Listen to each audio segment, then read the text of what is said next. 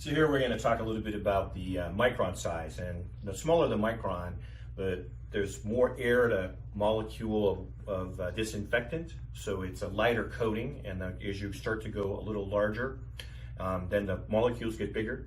Some products have a specific micron size they're shooting for, but often in disinfecting it has to do more about how quickly you're going to coat something. Inside you're going to be a little finer, so you don't have to run through the place. Outside, you might want to have a 50 micron to be able to coat stuff quickly. I'm going to do a little example here. I'm going to turn it on, coat lightly, and coat it full force here.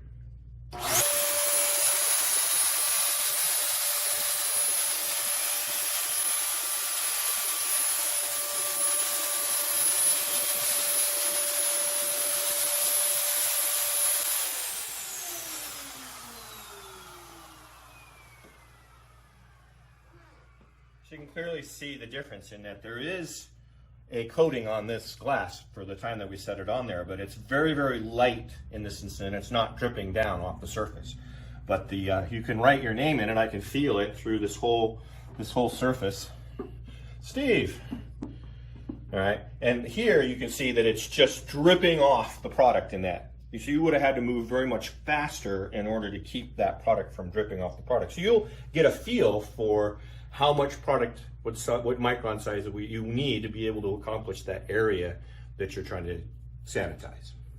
A little shout out for Clean and Shine, as Clean and Shine was a product that we used in our sprayer for sanitizing. It's a EPA registered disinfectant available in a gallon, and it makes, because it's a concentrate, over 60 gallons of product. So when you're spraying this, you're going to consume a lot of product out of this 3-gallon tank. Clean and Shine, it won't harm any of your surfaces.